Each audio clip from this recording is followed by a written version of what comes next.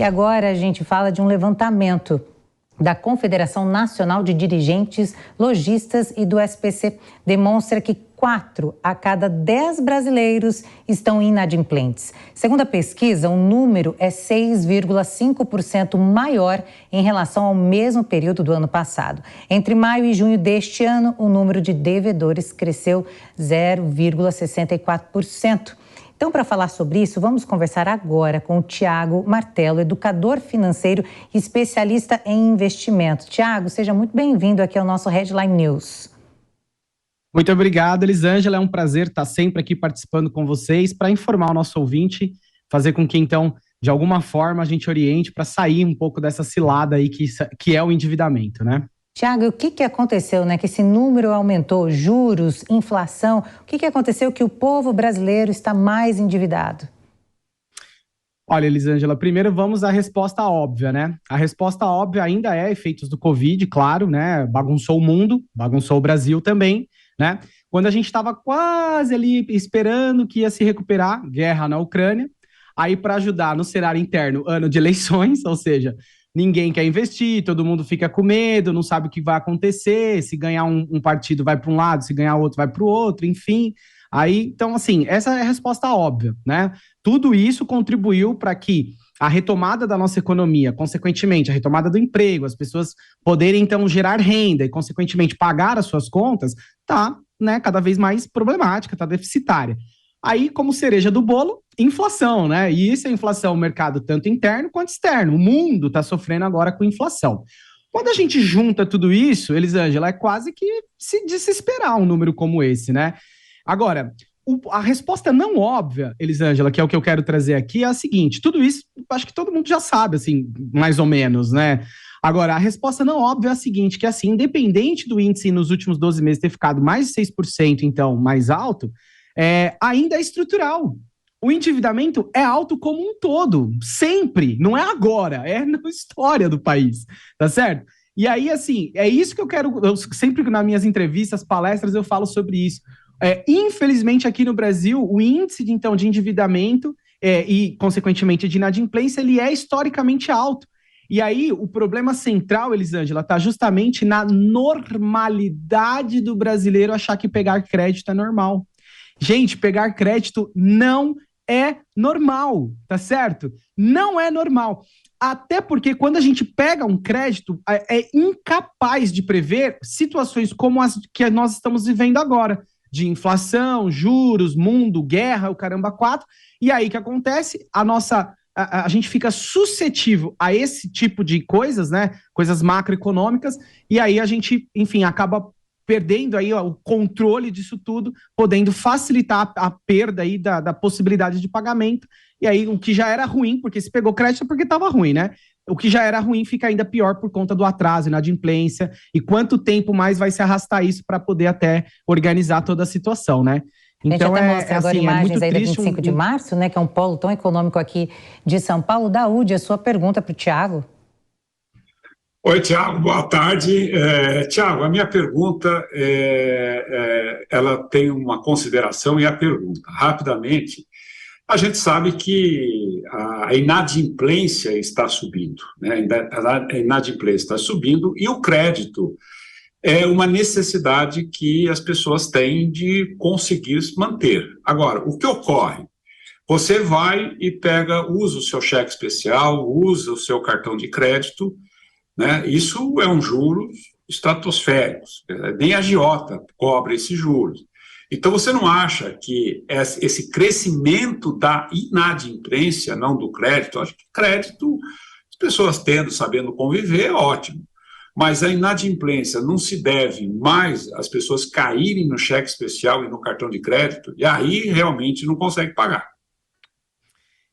Sim e não, ao mesmo tempo, porque assim, de fato, essas duas linhas de crédito são as piores, né, são as mais caras, né, chega a bater 400% ao ano, assim, é uma coisa absurda, como você mesmo falou, nem a agiota cobra isso, né, e aqui no Brasil a gente vê isso com naturalidade. Então, sim, né, essas duas linhas, elas favorecem a inadimplência, né, porque são juros muito altos, e aí há a dificuldade da pessoa conseguir efetivamente efetuar o pagamento. Agora, qual que é a parte do não, né? Que eu falei sim e não. Qual que é a parte do não? A parte do não é porque, assim, olha, é um absurdo eu dizer aqui que muito provavelmente vai acontecer imprevistos na vida de todos nós, minha, de sua, da Elisângela, enfim, de todos nós, e esses imprevistos, será necessário usar dinheiro para poder lidar com ele?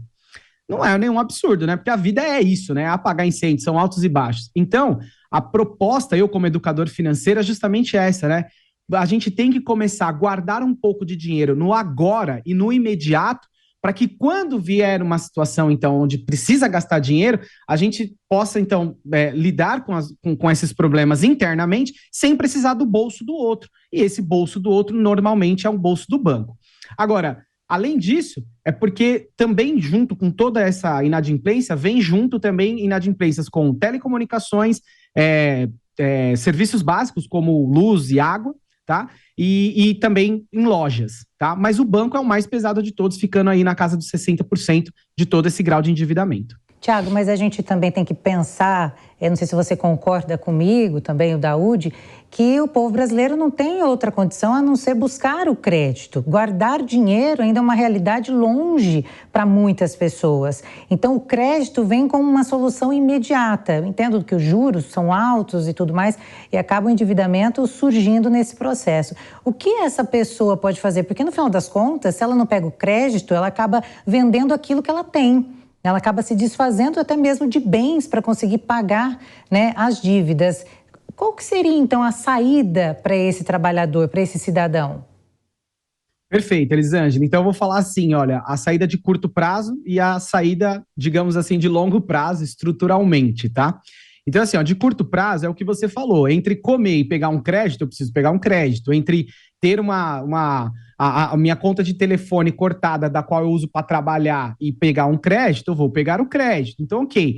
Então, assim, no D0, o que a pessoa precisa fazer é justamente, então, pensar assim, qual é a menor taxa possível de crédito que eu possa pegar. Então, sair, como o Daúde falou, sair desses juros altos de crédito, de cheque especial e cartão de crédito, e ir para linhas mais em contas, e o espaçamento também do pagamento para que a parcela fique menor e consiga encaixar aí no bolso da pessoa. Então, essa é a saída assim, tô desesperado agora. O que eu preciso fazer agora? Que foi o que você falou, Elisângela. Então eu concordo, é isso aí. Agora, no médio e longo prazo, o que nós precisamos fazer é inverter essa lógica, porque se nada for feito no decorrer do tempo, isso é uma ciranda, ela vai continuar se repetindo. Toda hora que eu preciso de dinheiro, eu pego crédito. Toda hora que eu preciso de dinheiro, eu pego crédito. E aí vem, né, o antigo slogan da Tostines, né? É fresquinho porque vende mais ou vende mais porque é fresquinho? Ou seja, a pessoa não consegue se organizar e sair dessa ciranda porque pega crédito, ou ela pega crédito porque ela não consegue sair dessa ciranda do crédito, né? Então, percebe? Então, no médio e longo prazo, o que nós precisamos fazer é, primeiro, a gente ter consciência de qual é o nosso padrão de vida efetivamente, de quanto eu realmente posso gastar, porque a gente nota e vê isso, que muita gente acaba gastando muito mais do que o que pode, e isso dá um endividamento. E educação financeira é a pessoa saber lidar com o dinheiro, ter planejamento para poder minimizar a necessidade do crédito e, consequentemente, da inadimplência. Daúde, você quer finalizar com alguma pergunta? Sim, eu gostaria, diante do que você colocou, tem pessoas que vão em busca de crédito porque precisam, não tem o que fazer, né?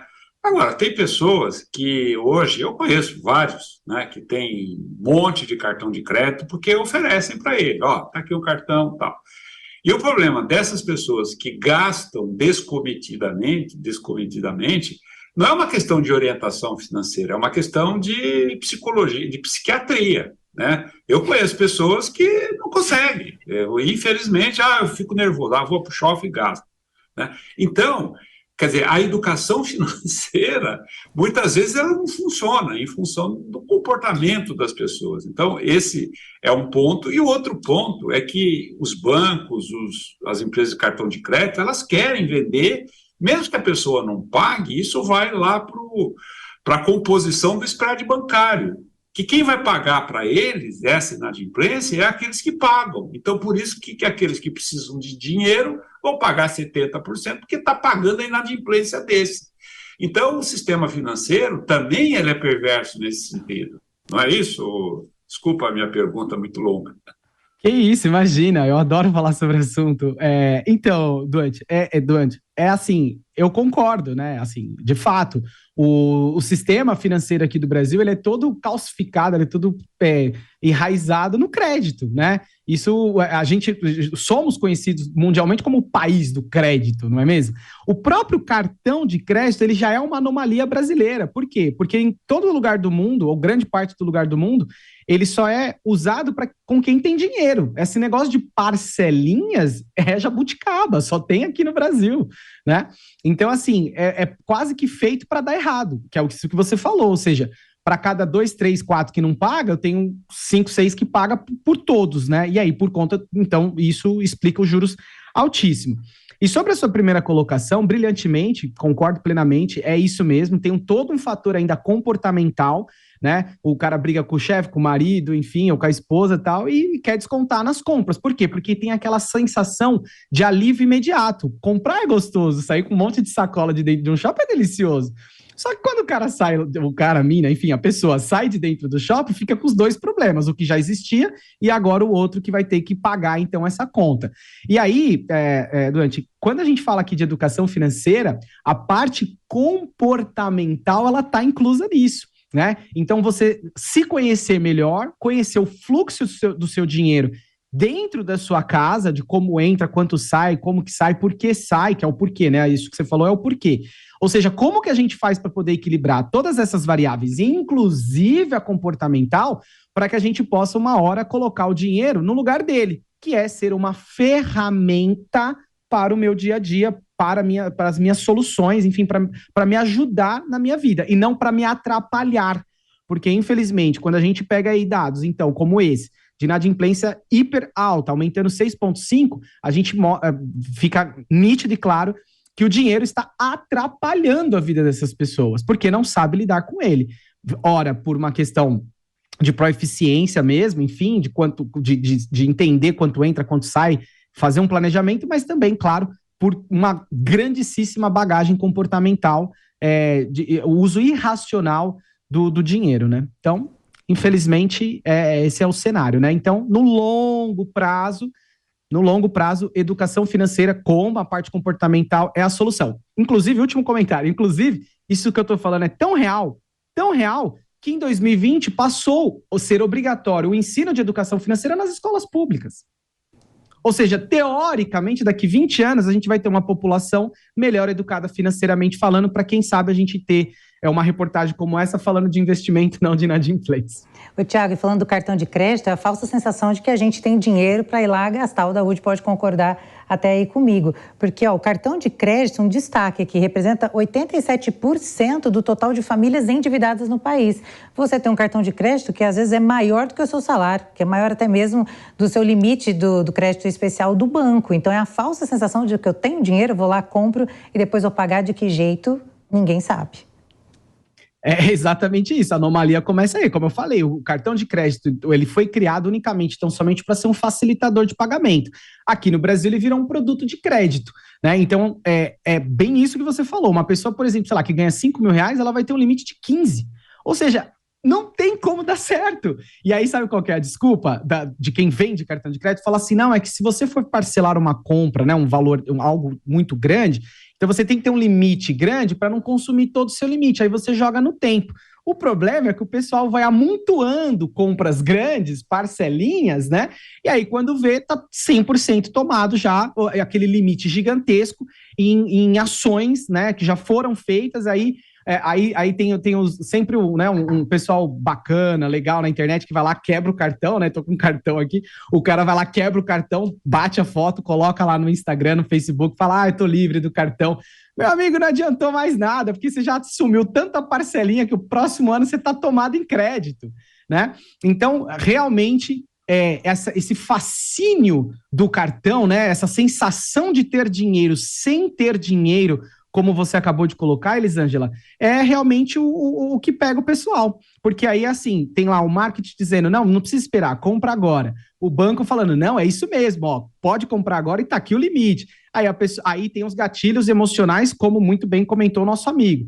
E aí junta tudo isso, o cara faz o que ele não pode, e aí é óbvio que dará inadimplência, porque a conta não vai fechar.